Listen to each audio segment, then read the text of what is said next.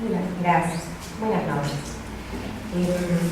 Me toca ocuparme del libro más pequeño de Edgardo Rivera Martínez. Es hasta ahora el único libro que expresamente publicó para niños. Luego se han hecho algunas publicaciones con algunos de estos cuentos o mezclándolos con otros relatos, ¿no? A ver. Con una colección de 6 relatos de gran lirismo, ternura y fantasía, Edgardo Rivera Martínez incursionó en la literatura infantil. Publicado por Norma en 2006, el libro lleva por título el nombre de uno de los mejores cuentos que lo conforman, Una azucena de luz y de colores. Sin caer en moralejas éticas, los textos sorprenden por su frescura y su gran empatía con el universo infantil, la que se manifiesta tanto en la elección de los temas como en el diseño de los personajes y la elección de los símbolos. Comienza ahora el narrador Pauquino se suma todavía al pequeño pero importante grupo de escritores peruanos que se han animado en los últimos años a escribir para los niños. Entre ellos, por citar solo a 3, se encuentran Alfredo Bryce con Goy, publicado por Pesa en 2005, Antonio Cisneros con Cuentos idiotas para chicos con buenas notas, en Alfaguara en 2002, y más recientemente Mario Vargas Llosa con Conchito y la Luna, en Alfaguara en 2010 también. En el caso de los cuentos infantiles de Rivera Martínez, cabe notar que a pesar del cambio de registro y de temas que la adaptación al nuevo público acarrea, es posible reconocer algunas constantes que provienen de su obra mayor. Entre estas podemos citar la confluencia de elementos culturales, andinos y occidentales de manera conflictiva o armónica, en un marco generalmente fantástico o maravilloso. El sueño y la imaginación como formas de evasión de una realidad adversa. Un trasfondo ético-estético que contrapone el ingenio y la imaginación a la rebeldía violenta frente al abuso, pero que trasciende la mera denuncia social. Un lenguaje de aliento poético, aunque evidentemente menos intenso que el de sus obras para adultos. Y una atmósfera siempre melancólica. A continuación revisaremos los 6 relatos del libro y comentaremos su relación con la producción mayor del autor de Parece. Los sueños y la tradición popular. Pimpío es el primer cuento del libro y se desarrolla en un pueblo de la selva. Su protagonista es un perrito que ha caído enfermo porque no puede dormir bien. Cada noche en sus sueños es asaltado por ciervos, caimanes y tarántulas. Preocupados por la mascota, sus amos, 3 hermanitos, prueban en vano varias recetas para librar de sus pesadillas. Zumos de hierbas, ahumerios y hasta aceite de palma. Pero estas no cesan y Pimpío está cada vez más enfermo. Entonces Susanita, Leonor y Tito deciden pedirle ayuda a Masha, la curandera del pueblo. Esta les revela el origen de estas pesadillas. El travieso Kang, siguiendo el rastro de una culebra, se había internado en unos matorrales, donde había pisado unas flores y luego ensuciado las aguas del manantial.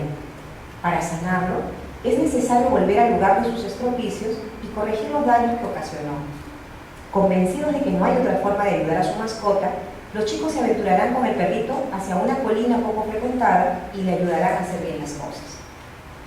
Una primera acotación que merece este cuento tiene que ver con el espacio. Es excepcional que un relato de Rivera Martínez transcurra, como en este caso, en la selva.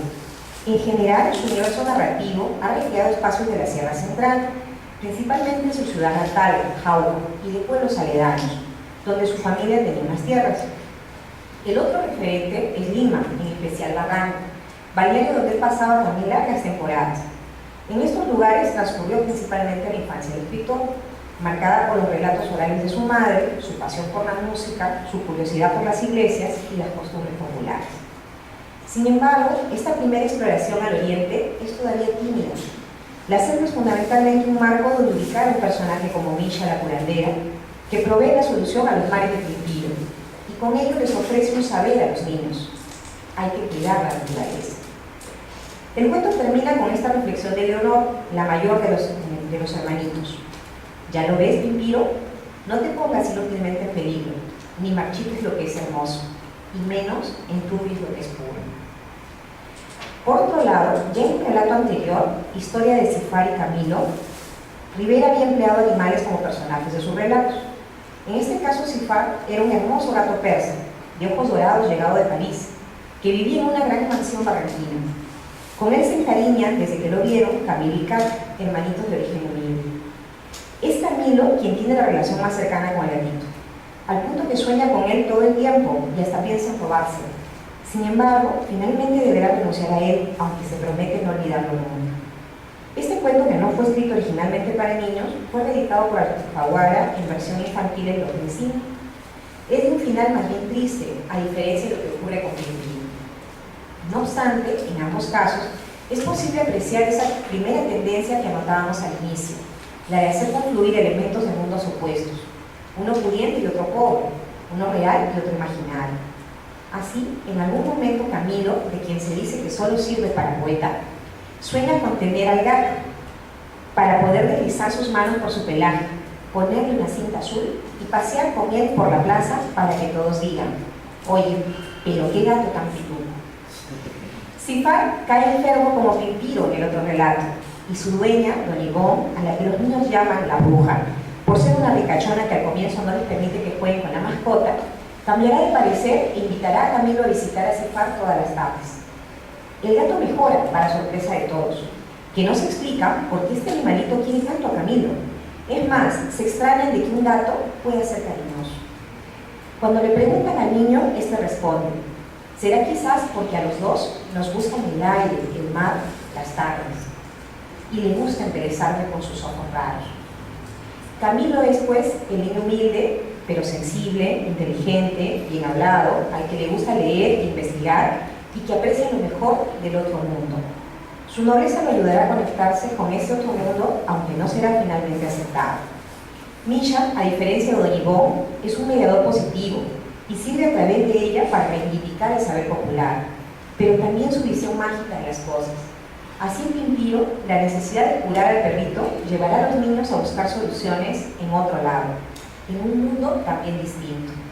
Su final feliz parece postular una visión más positiva del encuentro entre los dos mundos, entre los mundos occidental y indio. En el cuento La sombra olvidada, la pequeña abuelita se lleva una tremenda sorpresa al pasar por un parque de un barrio de Lima. Camino a casa de regreso a su escuela, en una banca ve sentada una sombra. Asustada pero curiosa, abuelita no puede sustraerse de esa presencia. Necesita saber si no le engaña su vista y buscará hablar con ella. La sombra le revelará que su dueña, una niña muy distraída, la ha dejado olvidada y le pedirá que le haga compañía. Así lo hará hasta que aparece Soledad, quien invita a jugar con ella y con sus respectivas sombras. Abuelita se muestra sorprendida al principio, pero finalmente accede, complacida de estar siempre abierta a lo extraño. Si bien son varios los cuentos de Rivera en los que se registran sombras, estas resultan ser generalmente presagios de sucesos terribles o presencias fantasmales o fantásticas. No son lo que recrea este cuento. Literalmente, la proyección oscura de un cuerpo. Recordemos nomás la famosa primera línea del cuento Ángeles con Gatos. Cito: ¿quién soy sino apagada sombra en el atrio de una capilla en ruinas, en medio de una puna inmensa? Esta sombra se revela al final. Es un ángel caído del atrio de una iglesia que vaga desmemoriado por la pampa del Concate. También podemos mencionar la sombra del cóndor en Vilcas, que sigue permanentemente un viajero que desea llegar a un pueblo del que ya han hablado. Celio caminará por diferentes lugares temeroso de esa mancha negra que lo acecha y que él cree debe ser la sombra de un ave. Los guayos que se insertan a lo largo del relato anuncian en sus letras el sentido de esa visión: la muerte del peregrino. Podemos sumar también en este recuento el cantar de Misael. En este relato, Juan González, un viudo andariego, suele armar un toldo en medio del camino entre Pacos y Julcamarca para ofrecer viandas a los que se dirigen a la fiesta de la Virgen de las Nieves, en Guaya. Una noche, la silueta de un hombre parece escucharlo, atento desde un roquerío. Asustado, espera ver de qué se trata. La sombra luego de un tiempo le hablará. Juan cree reconocer en él a un hombre al que todos en el pueblo creían muerto. Finalmente el personaje se marcha por donde apareció. Sí, por ese mundo suyo, entre el sueño y el desvarío.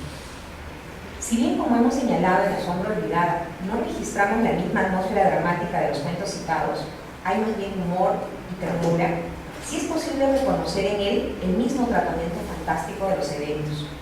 Al final de La sombra, la niña decide no contar lo que le ha ocurrido, porque nadie le creía.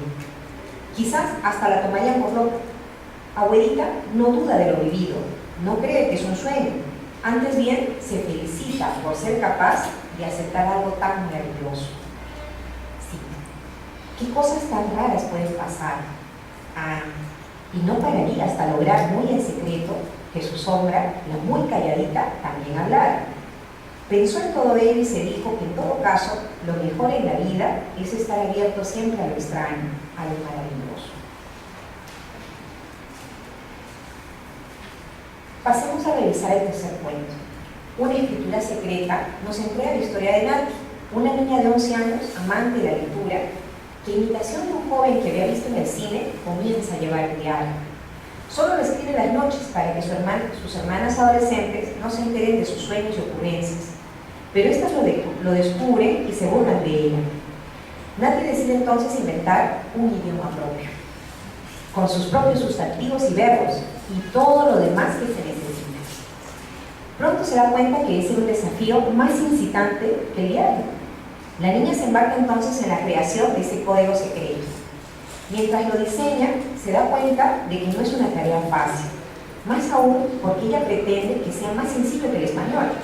Por ejemplo, desea que su idioma tenga un alfabeto sin esas letras que le eran un poco antipáticas, la K y la W, y hasta pensó en prescindir de la H. Poco a poco se va entusiasmando más y más y comienza a investigar cómo eran los caracteres griegos y rusos, llamados cirílicos, e incluso algunos que le parecían muy hermosos de la escritura arábiga. Así, en las horas que está sola en casa, lejos de sus hermanas, con esmero y asombro por la belleza de las escrituras que va descubriendo mientras intenta delinear la propia, la pequeña llena páginas y páginas con esas 24 letras que no son copia de ninguno, que son solo suyas y que le parecen a la joven inventora que están dando lugar a un idioma tan bonito como en el que debían haber escrito las 1001 noches. La escritura, los diarios y cuadernos están muy presentes en los relatos de Rivera Martínez, de diversas formas. Así, en Encuentro frente al mar, un escritor encuentra un cuaderno y un chal en una banca cerca de una bajada al mar. Sin poder contener su curiosidad, hojea las páginas del cuaderno y descubre los textos que lo conmueven. Mientras se pregunta si son versos esas frases y si ese hallazgo tendría que ver con el relato que está pergeñando en esos días, aparece la dueña de los objetos. Ambos personajes entablan una conversación.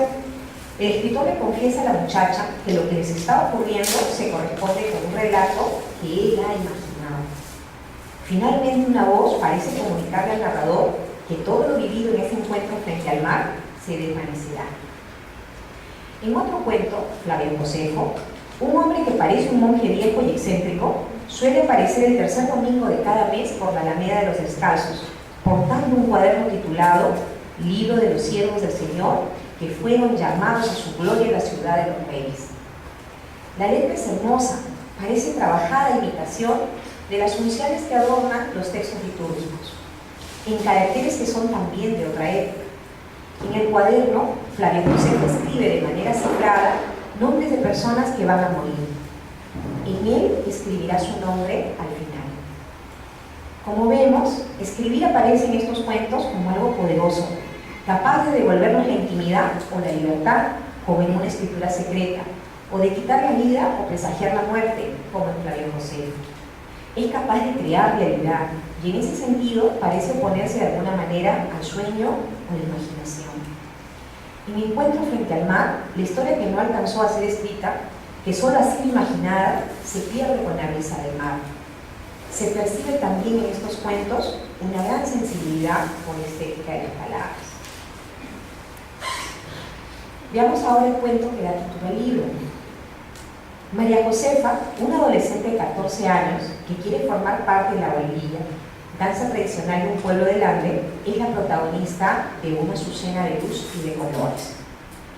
Para participar, la jovencita necesita un traje especial, pero su madre no puede pagar uno nuevo. María Josefa no se amilana y decide averiguar en las casas de alquiler si hay uno para ella. Es tan menuda que solo encuentra un conjunto a su medida. Entonces le propone a la propietaria ir a lavar ropa la cantidad de veces necesaria para pagar el traje.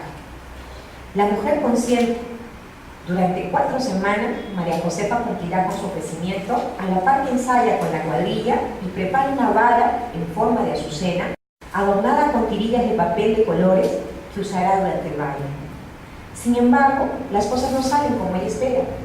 En la víspera, la dueña de la tienda alquiló el faldellín, el monillo y la manta que había pagado María Josefa con su trabajo a una señora de la Oroya que también deseaba bailar la bailita. Este cuento nos trae a la memoria otro muy conocido del narrador jaujiño, Rosa de Fuego. En este, un hombre de Andamarca emigra muy joven a Lima.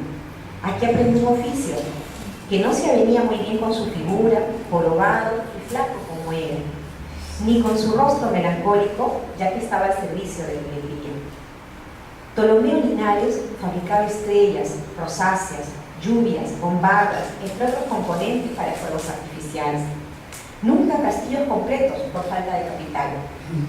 Con los años, decide trabajar por su cuenta y logra establecerse en el confín de una barriada y a la orilla misma del desierto. Nunca se interesó en mujer alguna, ni tampoco intentó volver a su tierra. Sin embargo, nunca olvidó su paisaje de molles y maizales, a la orilla del río, con su tibieza de quebrada. Se acordaba en especial de las flores y de los celajes y los arcoíris, y de las yiquias y polleras de las muchachas. Se había dicho incluso que solo esos recuerdos sostenían su espíritu. No en vano, todos los domingos sacaba al patio la manta que había llevado a Lima, con sus bandas y cenejas rutilantes, y la contemplaba por horas. Toda esta nostalgia, la renuncia al retorno, inspirará su más grande proyecto, la construcción en secreto de una torre de fuegos artificiales en cuya cumbre colocará un remate con la figura de una rosa escarlata y abiertos pétalos que sería como símbolo y resumen de la luz de la tierra que Ptolomeo añoraba. Una vez lista su obra, vistió su mejor ropa y cruzó sobre su pecho, como en la danza de la jija, la manta de Andamarca. Prendió la mecha y se sentó a contemplar su obra y a esperar la muerte, entonando un viejo jarabe que había aprendido en su quebrada natal. Ahora bien, si por un lado es posible reconocer en ambos textos varios rasgos característicos de la narrativa de Rivera Martínez, tales como el aprecio por la música y las costumbres populares, la evocación de usos y costumbres andinas, el contrapunto de dos mundos opuestos y excluyentes, por otro también encontramos que las tesis que estos textos postulan son distintas. En una azucena de luz y de colores, el abuso es subliminado a través de la azucena, objeto hermoso y personal, artístico. En tanto que en Rosa de Fuego, la inadaptación no admite salidas. Tanto la música como las luces y figuras de la Torre de Fuego lo transportan a su mundo original, a su tierra, un espacio donde la individualidad se funde con el colectivo. María Josefa disuade a su madre de ir a reclamarle a la dueña del negocio. Prefiere irse a dormir, pero al día siguiente, al salir al patio, mira los adornos de la obra que ha confeccionado y repara recién en su hermosura, que lo era mucho más a la claridad de ese día de fiesta. Se veían tan alegres y galanas las cadenetas, tan blancas las cintas y destellaban tanto los cristales, era como una gran flor de luz, por cuyas ramas se derramaba una lluvia de plata y transparencia. Al verla así, tan luminosa, la niña se siente compensada de alguna forma por no haber podido bailar. Toca los extremos de las cintas y cadenetas y baila sola, cantando de algún modo la melodía, y nuevas lágrimas asomaron a sus ojos, mas no ya de pesar, sino de alegría. No hay en este cuento el pesimismo del otro, no hay necesidad de inmolarse ni de desaparecer frente al rechazo. Hijo de un danzante de tijeras ya fallecido, Santiago, de 10 años, siente una noche la necesidad de calzarse la ropa de su difunto padre. Su montero y prendas recubiertas de oro y espejuelos que su madre ha ajustado para su cuerpo, y de hacer chocar las dos hojas de metal con una mano como lo hacía su progenitor. Pero no quiere hacerlo para los demás, al compás de un arpa y un violín, sino para él solo. Así, sin despertar a nadie, sale del caserío en busca de un lugar donde puede escuchar esa música interior que se asemeja al agua de los manantiales. Allí baila feliz hasta que sale el sol. Sin embargo, para asombro del niño, no era el astro severo de todos los días, adorado por nuestros antepasados, sino un sol de claridad suave, fresca, un sol niño. De pronto, este nuevo sol parece bailar con el nuevo danzar, al son de sus tijeras, siguiendo el ritmo propio que Santiago va encontrando y que no se parece al de las competencias. Este nuevo ritmo es el de la armonía, que parece contagiar a las flores, a la naturaleza que lo rodea. Para mayor sorpresa de Santiago, al llegar al final de la danza, el yaguarmayo no siente la necesidad de expresar el río de aguas ardientes de que hablan los mitos, sino una pura, indecible alegría. Entonces Santiago deja de danzar y regresa a casa. Sabe que es un danzar como su padre y que con él ha bailado el sol de los orígenes. Este texto convoca de manera inmediata el recuerdo de otro gran relato que no es del propio Rivera Martínez. En la agonía de Rasuniti, de José María Lleras, un danzante siente la proximidad de la muerte y danza junto a su aprendiz. Este último heredará de él su espíritu protector, el guamán. En ambos, curiosamente, la muerte da paso a la vida, solo que en el de Arguedas el aprendiz parece ser una extensión del maestro, mientras que en el de Rivera Martínez el niño anuncia un nuevo tiempo, con menos rabia, menos violencia, con más luz y alegría. Dicho lo anterior, es posible también establecer un diálogo con otro, el excelente Ángelio Congate. En este último, recordemos que el protagonista revela a través de un monólogo interior la angustia de no saber su identidad. La única pista para saberlo es su apariencia física. Esclavina de paño y seda sobre los hombros, tan gastada y sin embargo espléndida. Sombrero de abolido plumaje y jubón, camisa de lienzo y blondas, exornado caballín, todo en harapos y tan absurdo. Esta vez la pregunta clave, ¿quién soy?, es contestada por nosotros, los que lo observan y confunden con un danzar, aunque no saben de qué baile ni de qué lugar. ¿Cómo no habían de asombrarse los que por primera vez me vieron? ¿Cómo no iban a pensar en un danzante que andaba extraviado por la meseta? Sin embargo, el personaje duda de estas presunciones y sigue vagando en busca de la verdad. Finalmente, cuando parece creer que los otros ven en él que es un danzante, llega a la capilla de Santa Cruz y descubre que es un ángel, al que un rayo ha arrebatado de un friso de su santuario. En un joven danzar, este también se siente impulsado a indagar sobre su identidad tras la muerte del padre. Así, al final de su baile solitario, en armonía con la naturaleza, descubre que su destino es distinto al del padre. Provienen del mismo lugar, pero no tiene que expresarse igual que él. Nuevamente este final contrapone el equilibrio y la aceptación de su realidad mestiza al desgarramiento y aislamiento de los cuentos anteriores de Rivera Martínez. Llegamos al final de este repaso. María Isabel es el relato que cierra el libro. Su título no responde al nombre de una niña, sino al de una campana, la del pueblo del narrador y cuyo abuelo, don Joaquín Limay, es el encargado de tocar. Orgullo de ambos, según don Joaquín, no es inferior a otras famosas, como la María Angola de la Catedral de Cusco, y parece haber sido forjada con una pequeña pero significativa porción de metal precioso, de ahí su timbre tan especial.